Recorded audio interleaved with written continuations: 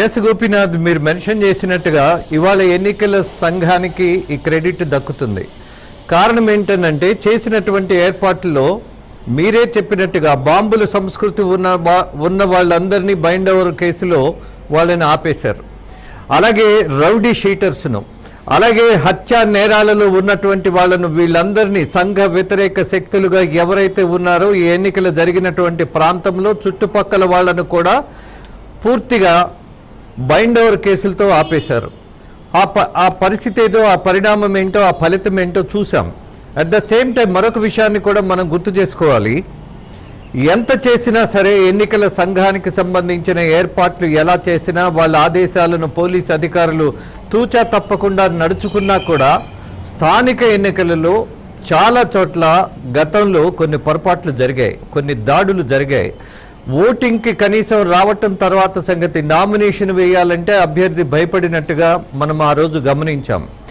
ఇవాళ ఉన్నటువంటి పరిస్థితుల్లో 11 మంది ఇవాళ ఎన్నికలలో పోటీ చేయడానికి, దట్టు చిన్న ఎన్నికది, కేవలం జెడ్పీటీసీ, కానీ సాహసించి 11 మంది నామినేషన్లు వేయగలిగారు. వేస్తున్నప్పుడు ఎక్కడా ఒక డిస్టర్బెన్సు, ఒక దాడి, ఒక నిరోధించటం, ఎక్కడా బెదిరింపులు బహిరంగంగా మాత్రం జరగల. ఏమే రైట్ గోపి? ఎస్ సార్, అవును సార్, అవును మీరు అన్నట్టుగానే వాస్తవం సార్. గతంలో అంటే ఈ 2-3 దశాబ్దాల కాలంలో అభ్యర్థి నిలబడాలంటేనే అసలు నామినేషన్ వేసిన రోజే అతన్ని కిడ్నాప్ చేస్తారు. అవసరం వస్తే హత్యలు కూడా చేసినటువంటి పరిస్థితులు గతంలో మనం చూసాం. అభ్యర్థులను భయభ్రాంతులు గురి చేస్తారు, రాత్రి కిడ్నాప్ చేస్తారు. అంటే నామినేషన్లు దాఖలు చేసే సందర్భంలో అక్కడికి ఆ కార్యాలయానికి వెళ్లే సందర్భంలోనే మార్గ మధ్యంలోనే వెహికల్ నుంచి కిడ్నాప్ చేస్తారు. లేదంటే అక్కడ ఇతను వెళ్లి నామినేషన్లు వేసి రిటర్న్ వచ్చే లోపల వాళ్ళ కుటుంబ సభ్యులను కిడ్నాప్ చేస్తారు, లేదంటే మధ్యలో బాంబులు వేస్తారు. ఈ రకమైనటువంటి భయంతోనే, ఈ రకమైనటువంటి ఒక అభద్రతా భావంతోనే ప్రజలు ఎవరు కూడా, అక్కడ అభ్యర్థులు ఎవరు కూడా, అది ఏ పార్టీ అయినా కూడా సరే ముందుకు రాలేదు ఇప్పటి వరకు కూడా.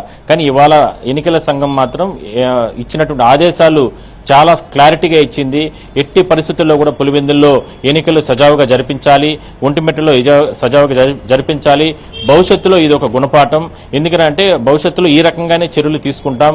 ఎన్నికల అధికారులు ఎవరైనా సరే చేసిన చిన్న పొరపాట్లు జరిగిన ఎట్టి పరిస్థితుల్లో కూడా కఠిన చర్యలు తీసుకుంటాం. గోపి, ఒక్క విషయం, గత ఎన్నికలకు ముందు, జగన్మోహన్ రెడ్డి ముఖ్యమంత్రి కాబోయే ముందు జరిగినటువంటి ఒక హత్య, బాబాయ్ హత్య, వివేకానంద రెడ్డి హత్య కేసు, ఆ రోజు ఉన్నటువంటి ఎన్నికలలో జగన్మోహన్ రెడ్డి గెలవడానికి కొంత ఉపయోగపడింది అని భావించారు. ఎట్ ద సేమ్ టైం ఈ 5